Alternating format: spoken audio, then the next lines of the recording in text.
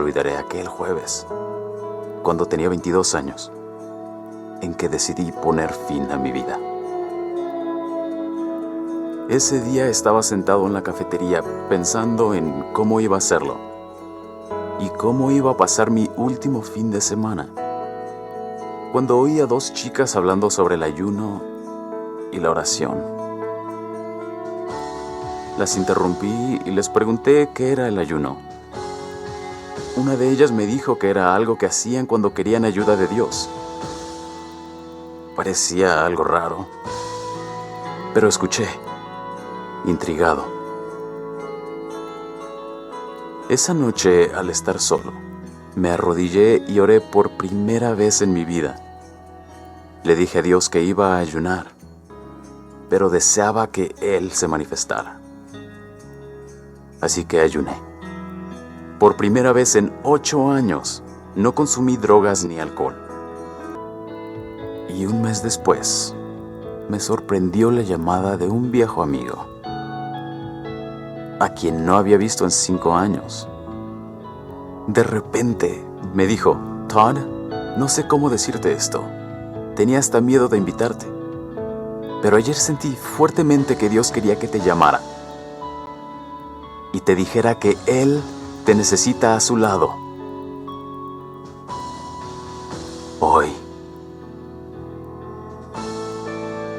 Me quedé sin palabras. ¿Era Dios real? ¿Había respondido mi oración?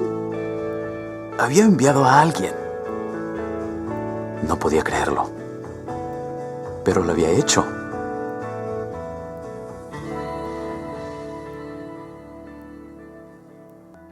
Y entonces mi vida cambió. 2 años después de ayunar y orar por primera vez, y 700 días después de rogar a Dios, sentí algo que nunca antes había sentido. Algo más fuerte que cualquier droga que hubiera tomado. Era como si alguien me estuviera abrazando, diciéndome que había llegado a casa. Dios estaba allí, y Él me conocía por mi nombre y me amaba.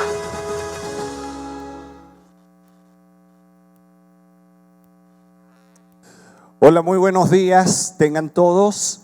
Hoy estamos muy contentos de poder encontrarnos una vez más y yo quiero darles la bienvenida a cada uno de ustedes. Quiero saludar también a todos los que se conectan con nosotros en cada una de nuestras sedes en la ciudad de Barquisimeto y los que nos ven a través de nuestro canal de forma online. Vamos a darles un aplauso de bienvenida a todos.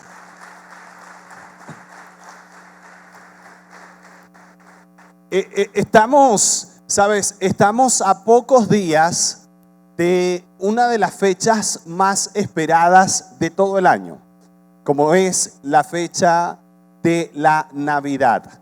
Y la Navidad es un tiempo que todos disfrutamos. Yo creo que la mayoría los disfrutamos muchísimo, y toda esta época y toda esta temporada del año, porque es el tiempo donde hay algunos elementos que generan mucha emoción. Por ejemplo, en esta época escuchamos una música que transmite mucha alegría.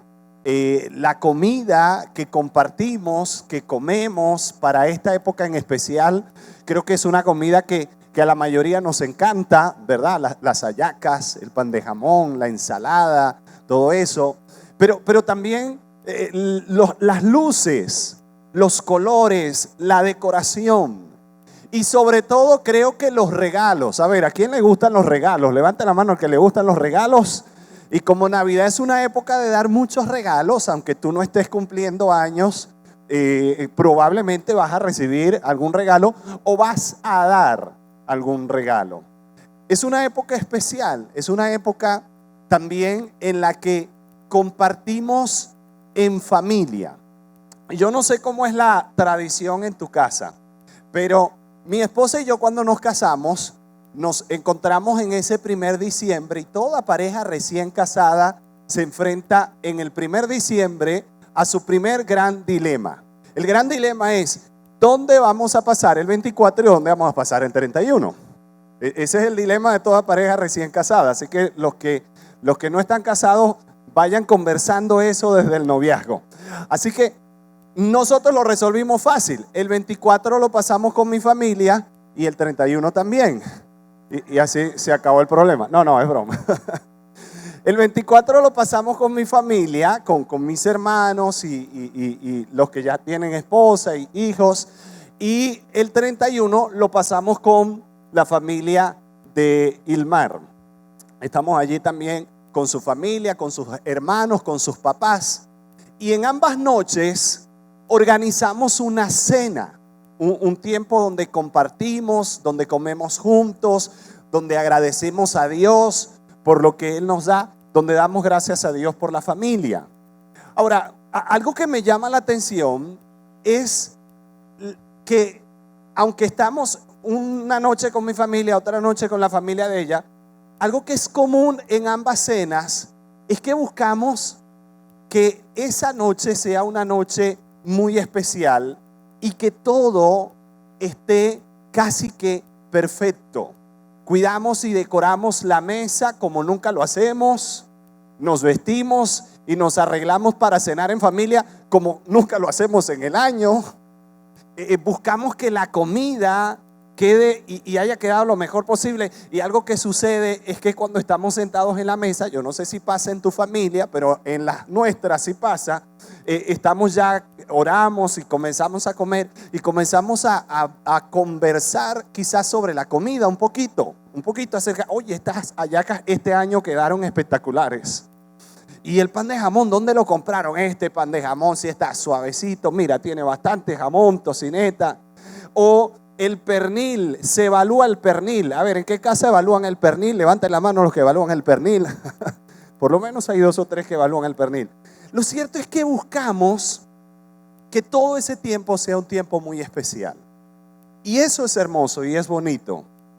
Y es importante disfrutarlo.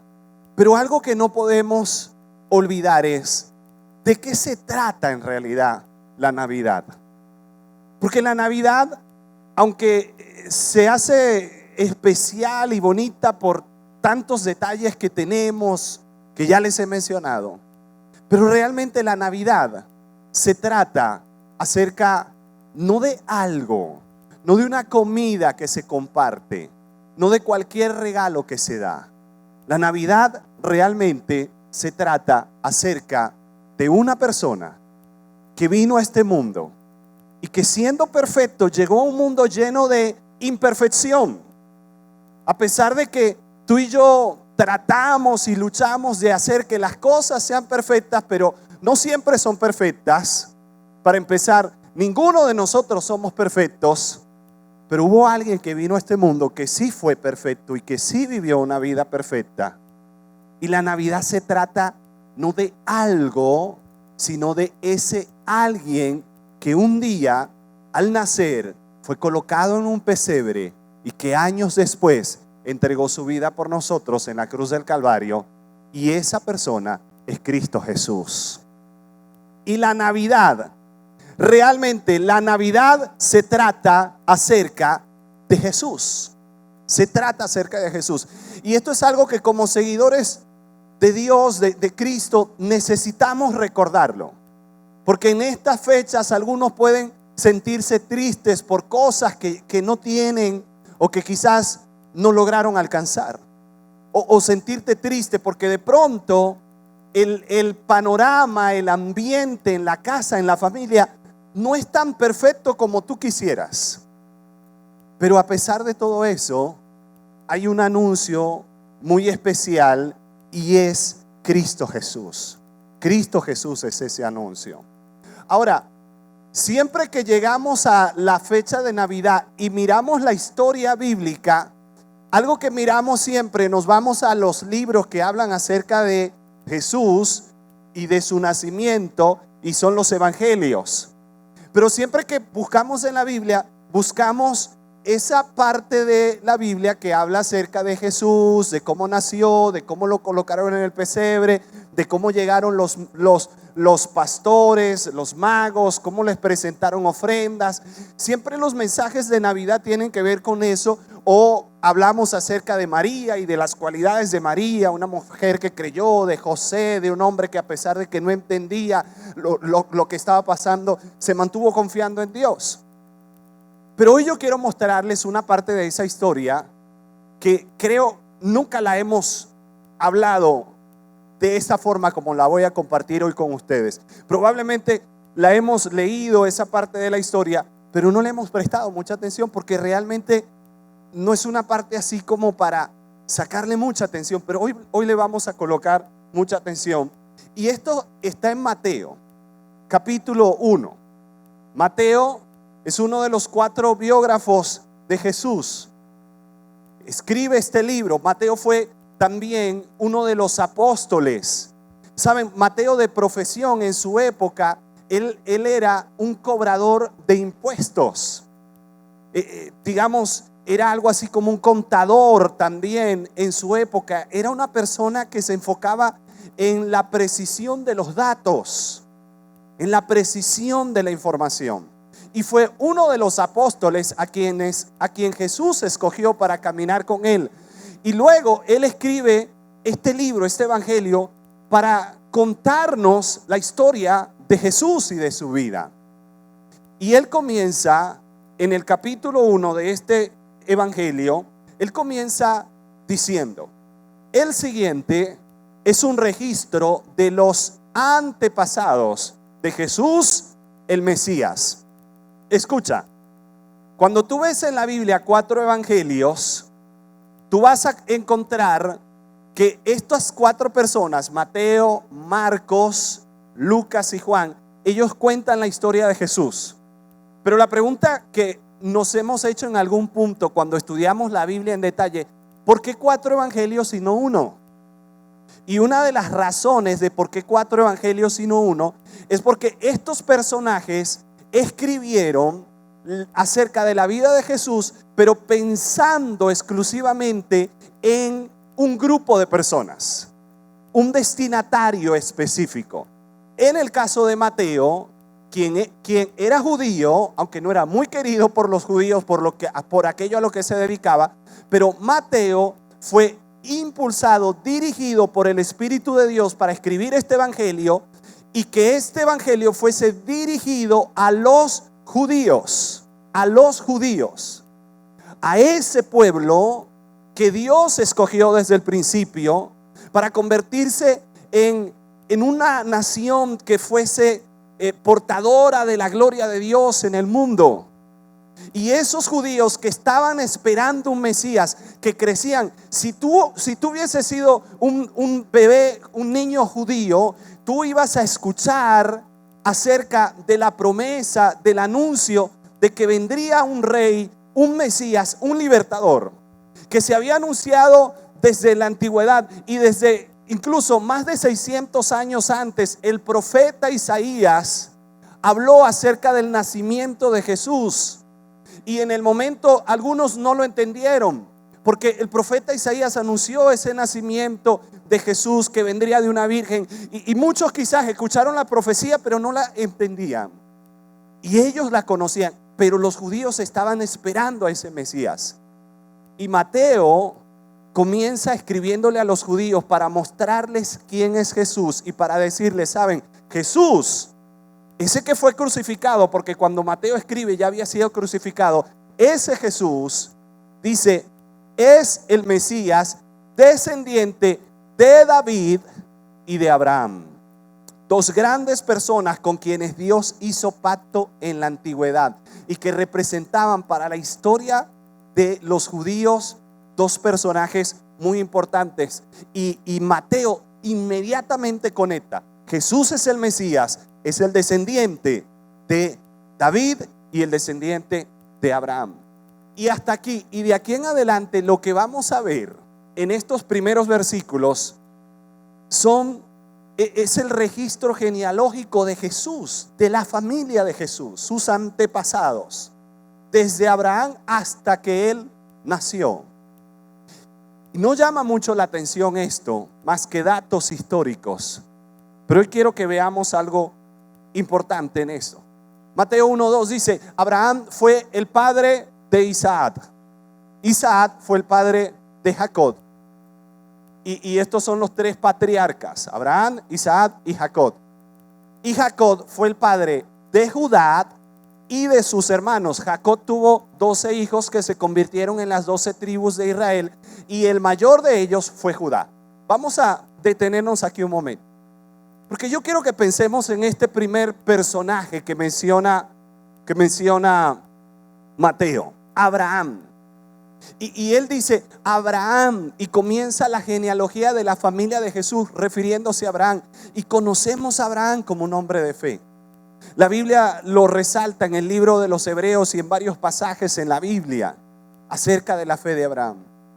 Pero Abraham fue ese hombre a quien Dios llamó siendo un adulto, estando casado, pero que no tenía hijos. Y Dios le dijo a él: sal de esta tierra donde tú has crecido, en la región de Ur de los Caldeos, en la antigüedad, y ve a la tierra, una tierra donde yo te voy a guiar, y yo voy a hacer de ti una gran nación, y te vas a multiplicar, Abraham. Y luego Dios reafirma esas palabras que le dio estando allá. Dios las reafirma y Dios le dice: y tu descendencia será como las estrellas. Mira las estrellas, así como ves el cielo lleno de estrellas y no puedes contar, así va a ser tu descendencia. Y Abraham le creyó a Dios y salió. Y pasaron los años y algo ocurría, y es que Abraham y su esposa no tenían hijos. Y Dios le había dado una promesa de multiplicación, pero pasaban los años y no tenían hijos. Y en un punto de esta historia de sus vidas, parece como que ellos trataron de ayudar a Dios o de resolver las cosas, las promesas de Dios, como por su cuenta. ¿Sabes? Como cuando tú y yo vemos una promesa de la palabra de Dios. Bueno, Dios ha dicho que me ha prometido suplir todo lo que necesito, pero yo necesito un celular. Aquí veo uno que debe ser de alguien, pero bueno, yo voy a ayudar a Dios. Señor, gracias por tu provisión. Qué bueno es el Señor, ¿verdad? Entonces ellos como que trataron de ayudar a Dios. Y un día Sara le dice a Abraham: ya yo soy una mujer mayor, ya yo humanamente ya no te puedo dar hijos, pero aquí está mi esclava Agar, llégate a ella y ten descendencia con ella.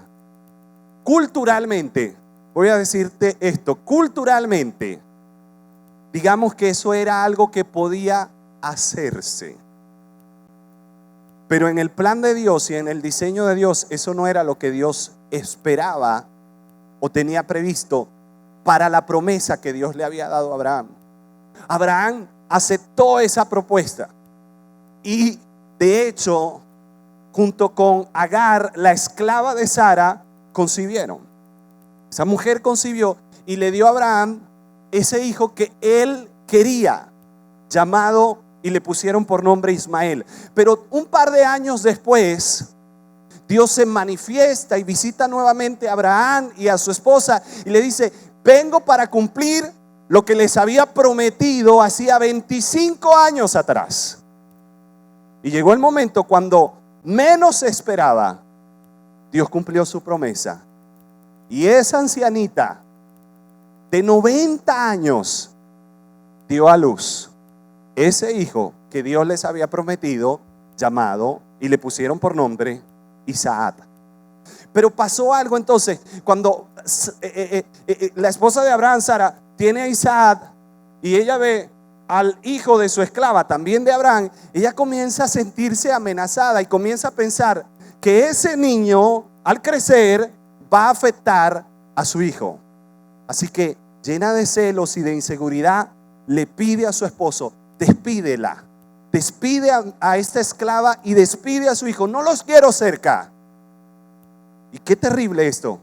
Abraham despidió a esa mujer y a ese niño y se fueron al desierto. Dios en su providencia intervino, se manifestó, envió su ángel, trajo consuelo sobre esta mujer, sobre este niño. Pero te cierro la historia en esto. Este gran hombre de la genealogía de Jesús Un hombre que en verdad creyó en Dios y un hombre de fe según como está registrado en la palabra. Pero no fue un hombre perfecto. Fue un hombre que cometió errores. Y sus errores tuvieron consecuencias. Como esas cosas que hacemos a veces en un punto de nuestra vida y de nuestra historia, que Dios nos perdona, pero las hacemos debido a nuestras imperfecciones y tienen sus consecuencias. ¿Sabes que de la línea de Ismael salieron los árabes y de la de Isaac los hebreos, los judíos, los israelitas?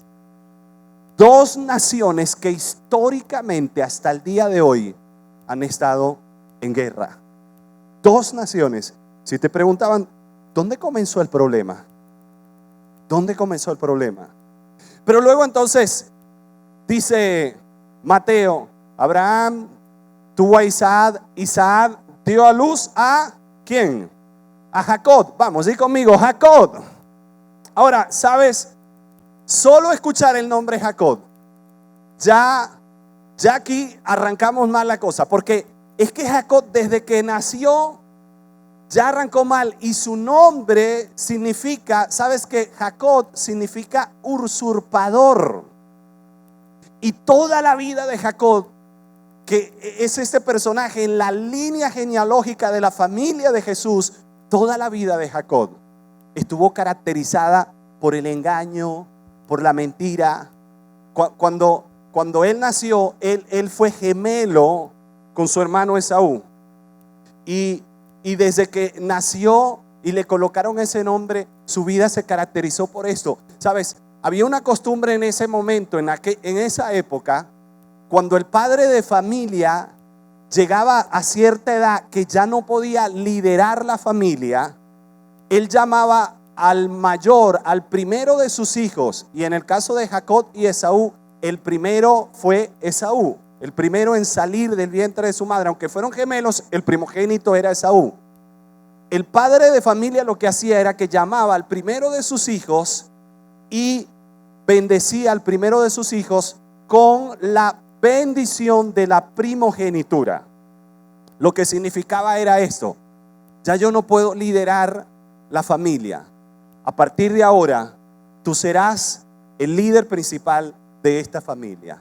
Así que a partir de ese momento, ese hijo primogénito era considerado como quien dirigía la familia. Pero no solo eso, la bendición de la primogenitura también le otorgaba a ese hijo primogénito el doble de la herencia de lo que recibían el resto de los hijos. Si los demás hijos, digamos, recibían 10 caballos, este primogénito recibía 20. Si los demás hijos recibían 10 ovejas, el primogénito por herencia iba a recibir 20, el doble. Era un gran privilegio que cualquier hijo quisiera. Y cuando Isaac estaba ya anciano, llamó a su primogénito Esaú y le dijo: ya yo estoy muy anciano, quiero que prepares algo para mí, de eso que tú cazas en el campo. Ve a cazar algo y prepárame algo de comer y ven aquí a mi tienda que voy a bendecirte con la bendición de la primogenitura.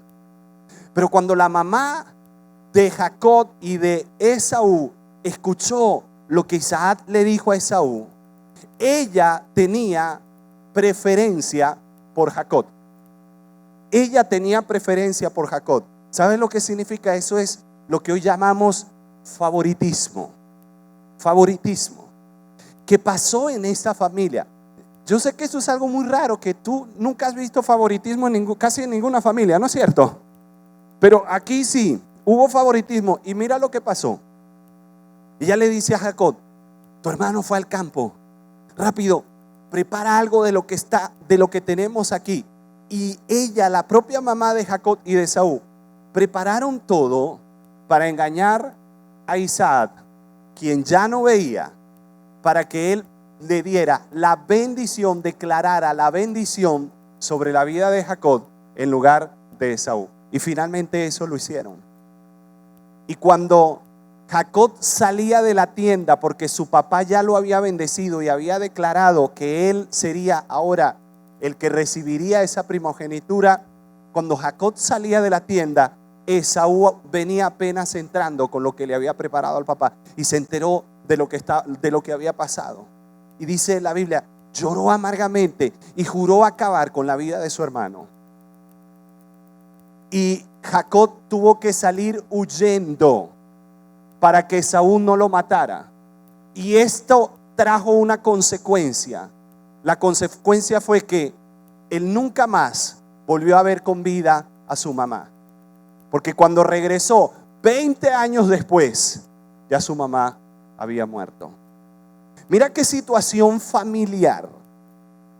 Y cómo esta familia de la línea genealógica de Jesús estaba tan lejos de ser perfecto, de ser una familia perfecta. Yo quiero que veamos más detalles. Dice el verso 3 de Mateo 1, dice, Judá fue, y recuerda, Judá era el hijo de los 12 mayor de Jacob, los que se convirtieron en las 12 tribus. Judá fue el padre de Fares y de Zera. La madre fue Tamar. Y nota entre paréntesis, dice, la madre fue Tamar. Fares fue el padre de Esrom. Esrom fue el padre de Ram.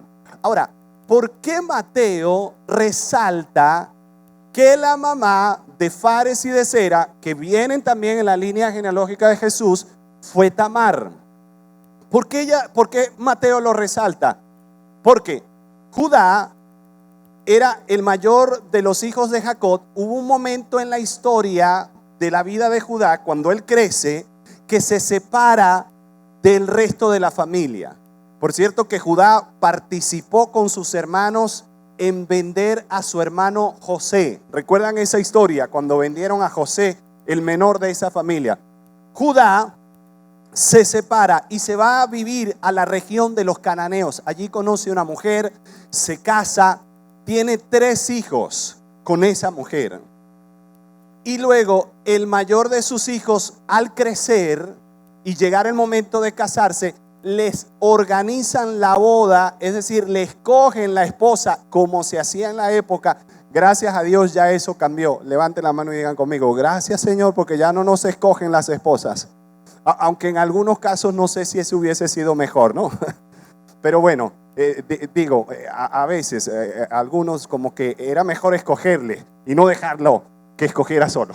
Pero bueno, en este caso le escogieron la esposa y Judá casa a su hijo mayor con esta mujer llamada Tamar. Ya, los que no conocían la historia, wow, pastor, pero qué familia la de Jesús. Yo creía que la mía era difícil, pero ahora que usted está contando esto de la familia de Jesús, casa a su hijo mayor con Tamar. ¿Qué sucede? La Biblia dice esto: la conducta del hijo mayor de Judá era tan perversa que muere muy pronto. Así que Tamar enviuda. La cultura, la costumbre que había era que si una mujer enviudaba y no había tenido hijos, hijo varón, con su esposo, ella debía ser tomada como esposa por el hermano o el familiar siguiente más cercano después del hermano de ese hijo varón. ¿Con qué propósito? El hermano se casaba con ella, en este caso fue Onán, el segundo, se casa con ella y el primer hijo varón que tienen va a llevar el nombre, o como decimos hoy, el apellido, no de Onán, sino de su hermano mayor. Y el propósito de eso, y eso era hasta una ley para ellos. El propósito era preservar el nombre en Israel de ese varón, que no se perdiera el nombre en Israel. Así que a Tamar se la dan de esposa a Judá, a Onán.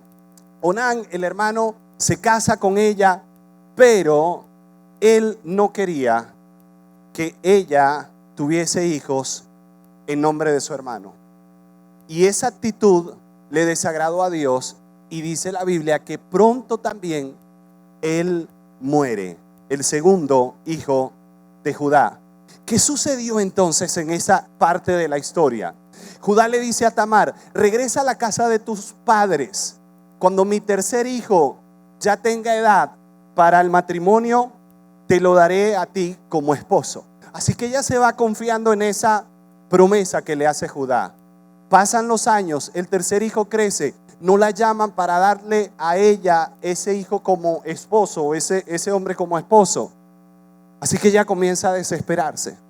Un día ella se entera de que Judá iba a ir a trasquilar o a cortar la lana, las ovejas en la región donde ella vivía.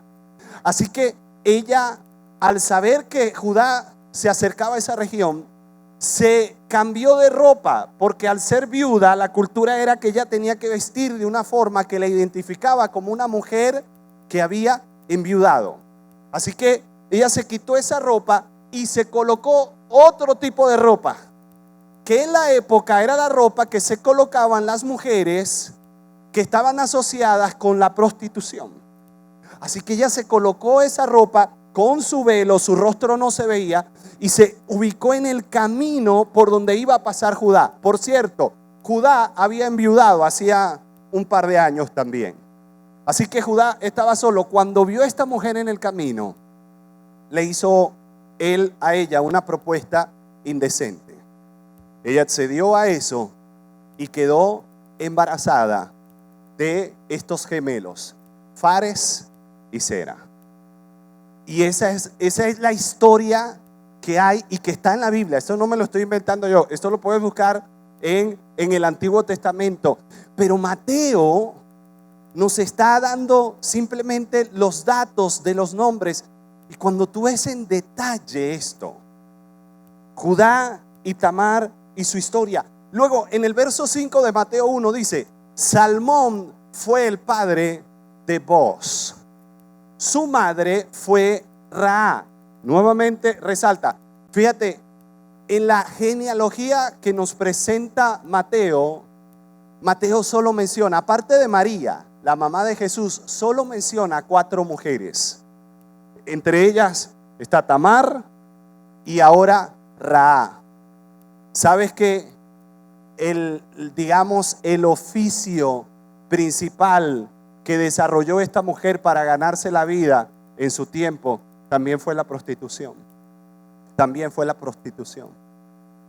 Aunque luego conoció acerca del Dios de los hebreos, del Dios de los israelitas, y creyó y se convirtió, pero también estuvo involucrada en eso. Y Booz, el padre de Obed, y Obed fue el padre de Isaí. Isaí luego se convirtió en el padre de David, el rey David. Mira cómo se conectan estos personajes y cómo Mateo nos muestra en nombres la historia de la familia de Jesús. Isaí fue el padre del rey David, y David nuevamente, yo no sé por qué Mateo da estos detalles. Cuando uno va a contar la historia de la familia, uno no da los detalles malos, ¿no es cierto? Uno quiere contar la historia todo bien bonito. Mira, el tío Francisco que murió en la silla eléctrica. Uno no quiere decir que murió en la silla eléctrica. Uno dice, no, la muerte le vino de forma repentina, como una conmoción estando sentado. Entonces, uno cuenta la historia bonito, ¿no es cierto? Entonces, David fue el padre de Salomón y su madre fue Betsabé, la viuda de Urías. Yo creo que sabemos la historia, ¿verdad? ¿Cómo fue que Betsabé se convirtió en la esposa de David? Que fue porque David planificó el asesinato de Urías, por lo cual murió, ella enviudó, y fue porque primero había cometido adulterio con Betsabé y ella había quedado embarazada, y para tratar de tapar el asunto, para que nadie se entere. Y aquí un pecado, cuando lo tratamos de tapar, lo vamos a tapar con otro pecado, incluso peor, y va a llevar a otro, y va a llevar a otro. ¿Qué refleja toda la familia, esa genealogía de Jesús, de su familia? ¿Sabes lo que refleja? Imperfección, pecado, dolor, refleja lo que caracteriza en realidad la raza humana. Lo que el apóstol Pablo dijo: no hay justo ni aun uno. Todos somos pecadores. Nadie por su propia cuenta puede ganar la justicia de Dios. Por eso ahora yo quiero que veas esto conmigo, y aquí es donde vuelvo al punto de la Navidad. Porque Jesús pudo haber elegido, de hecho, la única persona que tuvo la oportunidad de elegir a qué familia llegar fue Jesús. Y no eligió a una familia ideal, no eligió a una familia perfecta, eligió una familia que representaba toda la imperfección que hay en la humanidad. Pero vino ese Jesús a esa familia para manifestar, en medio de la imperfección, vino para manifestar la perfección de su gracia, de su amor y de su poder. Y eso es la Navidad. Amén. Eso es la Navidad.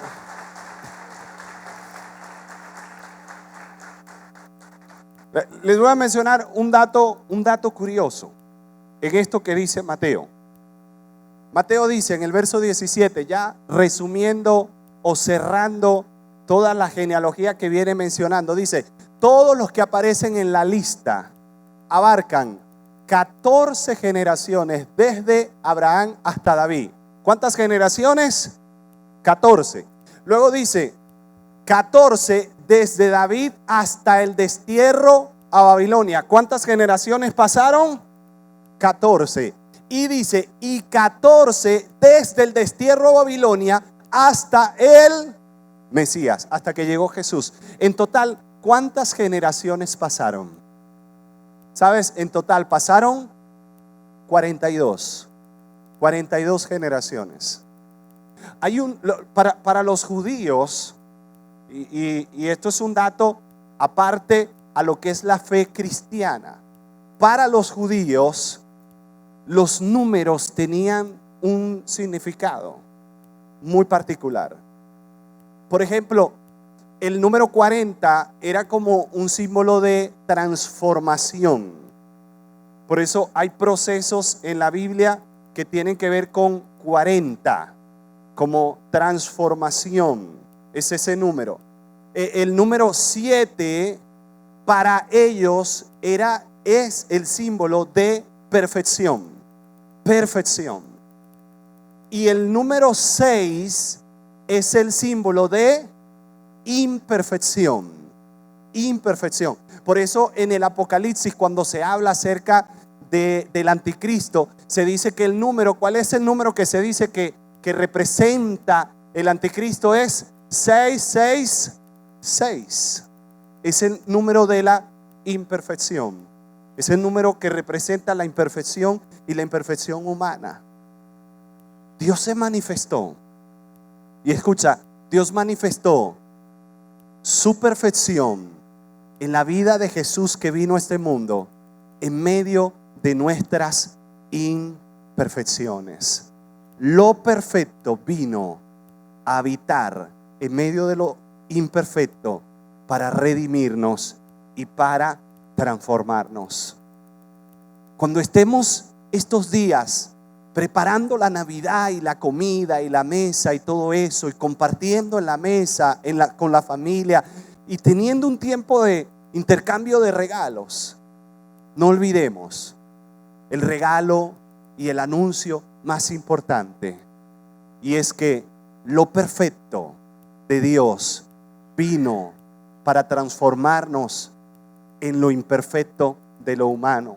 La Navidad nos anuncia que la perfección de Dios se manifestó en lo imperfecto del ser humano para salvarnos, porque todos nosotros necesitábamos a ese Salvador. Y por eso dice la Biblia: tanto amó Dios al mundo que nos dio a su único Hijo, Cristo Jesús, para morir por nosotros, para que todo el que crea en Él, no importa lo imperfecto que sea, porque no se trata de ti, de tu perfección y de mi perfección, todo el que crea en Él no se pierda, sino que tenga vida eterna por la gracia de Dios en Cristo Jesús. Por eso el mensaje que compartieron los ángeles en Lucas 2:11 en relación a la primera Navidad, el nacimiento de Jesús, el mensaje fue: hoy les ha nacido en la ciudad de David un Salvador. Un Salvador, porque lo necesitábamos, porque somos imperfectos. Un Salvador que es Cristo el Señor. Cuando ponemos nuestra mirada en Él, cuando le hacemos el Señor de nuestra vida, aunque seamos imperfectos, su perfección nos cubre, nos redime y nos salva. Es por medio de su gracia. Amén.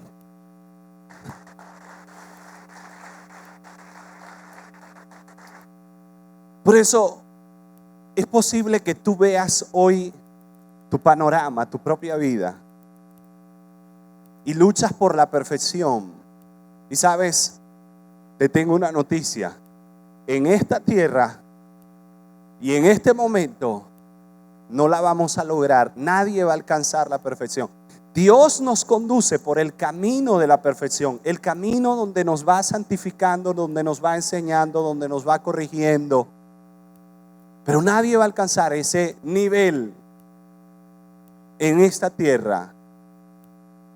Pero por medio de Jesús y de su manifestación en nuestras vidas, gracias a que Él un día nació, no solo en un pesebre, sino en nuestros corazones, y le hemos hecho el Señor de nuestras vidas, esa perfección de Él se manifiesta en nuestra imperfección y nos da la oportunidad de ser vistos como justos delante del Padre Celestial.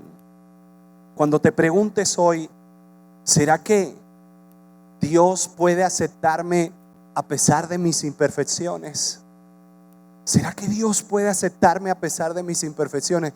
Yo quiero que recuerdes la familia a la que Jesús llegó y en la que se presentó para manifestar a toda la humanidad su poder.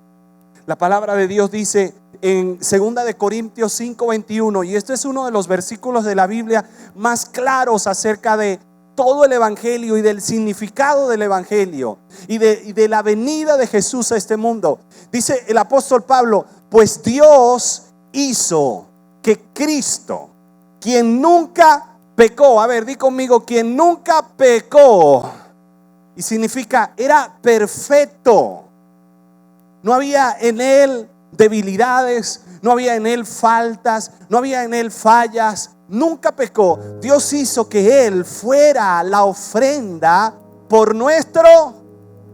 ¿Quiénes somos imperfectos? A ver, levante la mano si alguien aquí sabe que es imperfecto, que es pecador.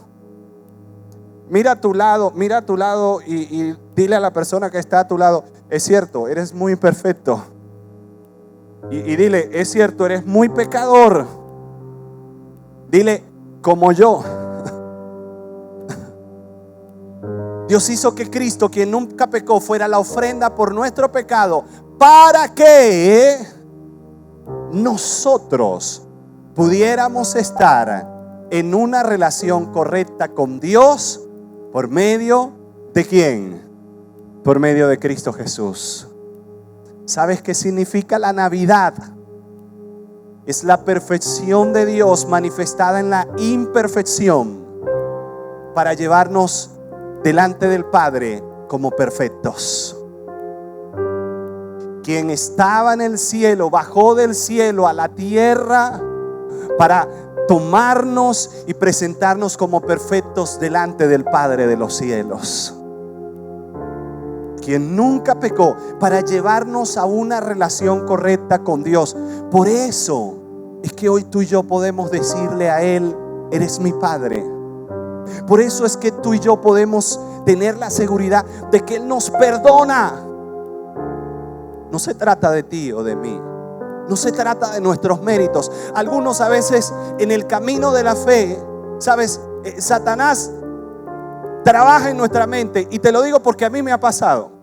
A veces tú vas en el camino de la fe, conoces la palabra, tienes un tropiezo, una falla, cometes un error. Y lo que llega a tu mente cuando esto pasa una y otra vez es como que, yo creo que ya Dios, ya aquí se cansó. Yo creo que ya aquí perdí la relación correcta por esto. Porque tropiezo, sigo fallando en esto.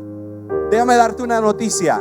Tu relación correcta con Dios nunca se ha tratado de ti, nunca se ha tratado de tus obras, nunca se ha tratado de que lo hagas bien, nunca se ha tratado de que seas correcto, perfecto. No se trata de ti, ni lo fue en el pasado, ni lo es hoy, ni lo será mañana, ni nunca, porque solamente se trata de la gracia de Cristo Jesús, nuestra relación perfecta con Dios. Amén. Ahora, ¿qué quiero decir con esto? ¿Que puedo entonces hacer cualquier cosa? No, ya te voy a mostrar.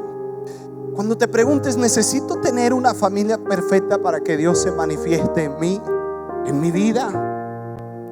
Ya sabemos, no es necesario.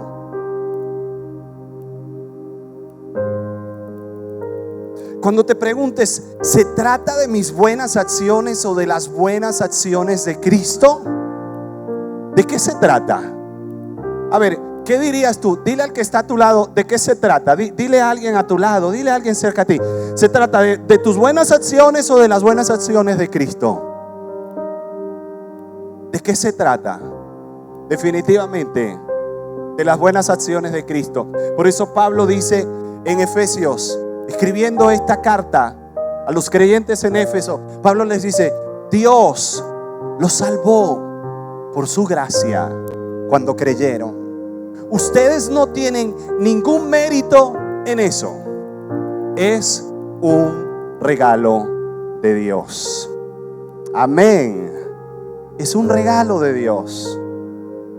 La Navidad nos dice que Dios nos ha amado tanto que no le ha importado nuestras imperfecciones para manifestar su perfecto amor. La Navidad, el tiempo del año más conocido por regalos, es el tiempo donde debemos recordar el más importante regalo: la gracia y el amor del Padre por medio de Cristo Jesús. Todos los propósitos de Dios cuando trata con la gente a pesar de sus imperfecciones son por su gracia.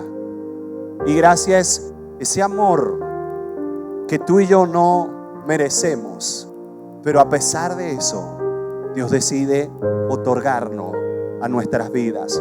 Todos los propósitos de Dios, escucha, para cumplir el destino de Dios en tu vida no tienes que ser perfecto.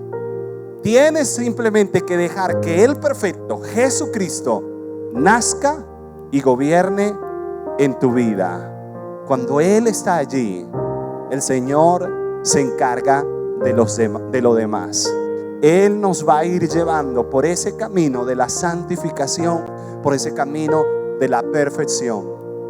Solamente confiemos en Él, en aquel que nos ama, a pesar, ¿sabes?, de nuestras imperfecciones. ¿Quieres darle gracias al Señor conmigo en esta mañana? ¿Cuántos creen que hay un gran motivo hoy para celebrar Navidad y para dar gracias al Señor? Levántate allí donde estás. Cierra tus ojos conmigo. Acompáñame allí. Ora conmigo allí donde estás. Vamos a darle gracias. Padre, hoy te damos muchas gracias por este tiempo en el cual recibimos tu palabra, en el cual hablas a nuestros corazones. Señor, luchamos tanto porque las cosas sean ideales o perfectas, porque creemos que así es como podemos disfrutar o alcanzar lo mejor. Señor, nos avergonzamos de nuestras imperfecciones, pero son esas imperfecciones las que tú usas para manifestar tu poder. Hoy te damos gracias. Gracias, Jesús, por un día tomar la decisión, siendo perfecto y lleno de gloria, dejar tu trono allá en los cielos y venir a esa tierra y nacer en un pesebre y años después morir en una cruz siendo justo y sin pecado. Y lo hiciste por nosotros, para llevarnos a una relación correcta con el Padre. Por eso, Jesús, hoy abrimos nuestro corazón para reafirmar que tú eres el Señor de nuestras vidas. Vamos, si una vez ya lo has dicho, dilo una vez más: Jesús, tú eres el Señor de mi vida. Jesucristo, mi vida la rindo a ti, la entrego, la presento, mi ofrenda para ti hoy es mi propia vida, mi propio corazón. Y si antes no lo has hecho, yo quiero animarte a hacer esta oración por primera vez. Allí donde estás, el Padre te escucha, Jesús te escucha. Puedes decirle a Jesús: Jesús, hoy te hago el Señor de mi vida. Hoy decido rendir mi corazón, hoy decido rendir mi vida delante de ti, y te invito para que seas el Señor, para que seas quien gobiernes. Ayúdanos, Señor, y condúcenos cada día. Gobiérnanos. No solo te decimos: Señor, eres hoy el Señor de nuestra vida, sino que te invitamos para que cada día nuestras decisiones, nuestras emociones, nuestra conducta no sean dirigidas por nuestros propios sentimientos, sino por tu voluntad y por tu propósito. Enséñanos cada día que tu gran perfección se manifieste en nuestra terrible imperfección. Es por tu gracia, Señor. A ti toda la gloria y la honra. Amén y amén. Gracias, Señor.